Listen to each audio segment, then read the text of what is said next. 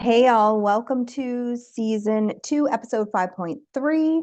And this one is about your posture, right? And so when I was in the scripture on Sunday with Pastor John Bevere, and he was talking about, fearing God and the way that we show up for God and the way that we um, need to feel a sense of closeness with him and fear what happens if there isn't that closeness.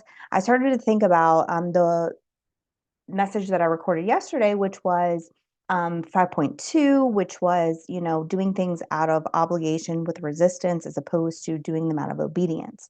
And so it made me think about my posture when I am coming to prayer, my posture when I'm doing things that maybe are taking me out of my normal everyday habits of continuously doing stuff because I'm always cleaning and cooking and doing things for the kids.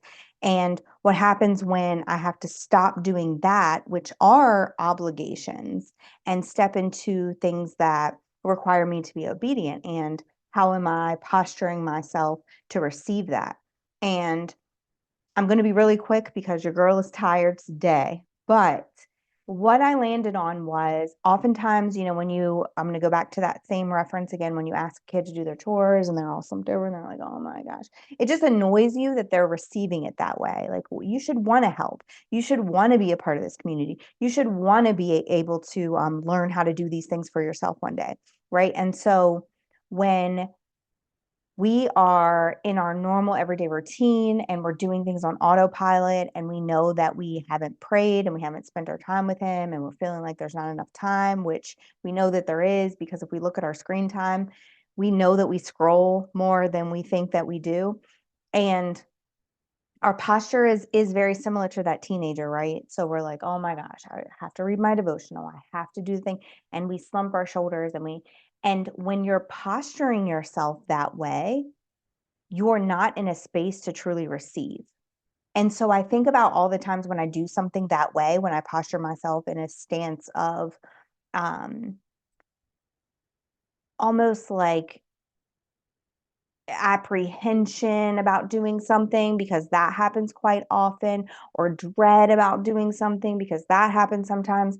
And I don't receive any of the blessings inside of that thing. And I think about this for me, like playing men with my 6-year-old is not something that I love doing. And so when he asked me, will you play with me? And then I realized that he's playing that, I'm like, can we get the Legos? Because your girl can do some Legos. And he can tell by my posture whether or not I really actually want to do the thing with him or not. And you can tell that he's receiving that energy, and so he doesn't really want to play. He just kind of is like, okay, never mind, we won't. And my energy is giving off that vibe, and my posture is disabling me from receiving the blessings inside of that time with him wanting to still spend that time with me, because I have a 22-year-old and he definitely does not want to spend that time with me. He's not playing men anymore, and he doesn't say, Mom, can you come play with me? And so I'm incapable of receiving the blessing inside of it because I'm postured with that resistance. I'm postured with that dread.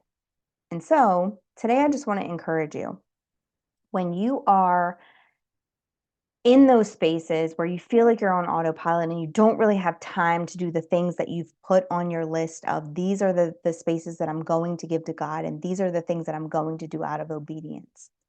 I would encourage you to, instead of looking at the time that you don't have and going into them with dread or going into them with apprehension, if you just tell yourself, I'm making time to position myself closer to him, and whatever I'm going to receive in this space is exactly what I need right now. And I need that more than I need my laundry to be folded.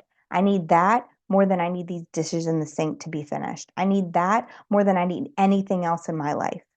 Because when you do that, oftentimes he'll give you the strength to do all those other things without actually feeling those feelings of exhaustion. And so I told you that your girl was tired today. That's one of the reasons why. And as soon as I put my children to bed, I'm going directly to my devotional and I'm going to sit and receive, because I know that there are some great downloads that I could receive that are going to alleviate some of that exhaustion. So I appreciate you guys. I thank you for tuning in. And as always, look me up on all social media sites. This message is going to come out once a week, but the podcast usually comes out weekly on Mondays. And if you haven't already, like and subscribe to this channel and click that notification bell so that you know when I record new things. And watch the video that's attached so that you can get some more of my guidance and words of encouragement, because I feel like he downloads them into me to share them with you. Love you guys, and I will see you tomorrow.